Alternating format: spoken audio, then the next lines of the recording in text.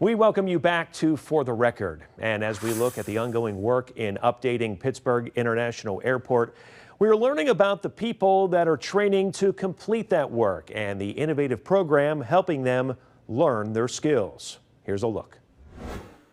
Focusing on Pit to Work here with Ron Sapp. Ron, let's first establish your organization's connection to Pit to Work. My organization is called Introduction to Construction, and we've been around for about 9 years. We've actually been with Pit to Work for 1 year, and I tell you what, this 1 year has been amazing. I tell you, with all the construction that's going on at the Greater Pittsburgh Airport here, we thought it was a good thing to, actually coordinate our group with Pit to Work, and it turned out to be very successful. We literally had people working on site here because of Pit to Work, and got a chance to see what it's like to be on an actual construction job site.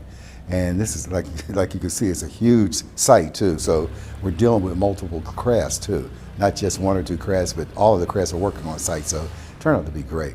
Let's highlight those specific crafts for someone joining this program or wanting to join it. What are the opportunities that they have? I can give you an example. Last class we had a guy who was actually wanted to be in operating engineers. That's the union that I had been in for years. I was vice president of that particular local, and so he joined our program, Introduction to Construction, and he was part of our Pit to Work.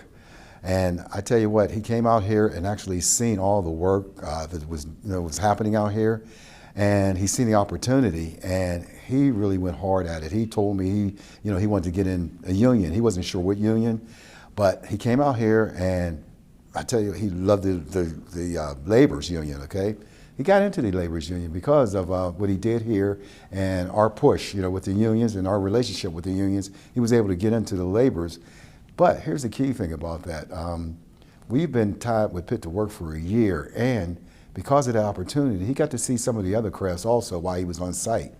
So what he did was, he seen the people running equipment, my union. He said, you know what, he asked me, is this still an opportunity to do that? And he applied. Now, after working for the laborers for almost 8 months, he applied for the operating engineers, and he got in. And he's working on the site right now. I seen him at the Labor Day parade, and he was just beginning to tell me how happy he was and what he really loves. He's running a piece of equipment, and the money and the fringe package that he's under, it's changed his life. It really has. That's a wonderful example, and you see the faces on the graduates. These are life-changing experiences, which I have to imagine is fulfilling for someone in your role. Oh, absolutely, absolutely. Because, I came up years and years ago, and basically I started in a program similar to this, Operation Dig, and what it did was provide an opportunity, okay?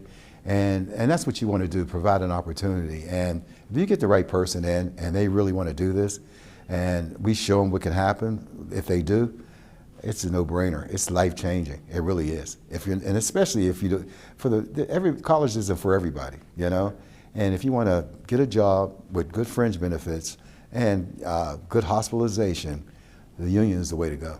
And sometimes that's all it takes, just that door opening and that initial opportunity, and you can be on your way. I think what's also interesting is the age range here. We're talking about anybody from their late teens all the way into their 50s. Absolutely, 18 on up. This particular class that just graduated today, I have a student here. I believe he's 46 years old, okay? And he's getting started. But I'm gonna tell you something, that 46-year-old is in good shape too.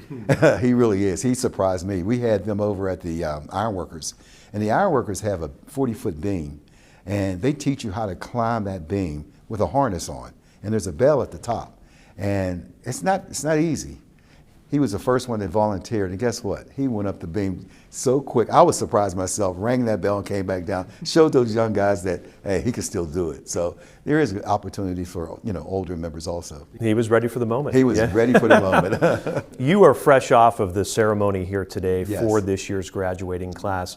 How would you assess the mood and the celebratory mood that existed in that room today? I tell you what, I was looking at the students, and what I reflect on is when they first come into the program or the first day they're there, it's a totally different atmosphere. Everybody's quiet. They don't even know what they're getting involved in.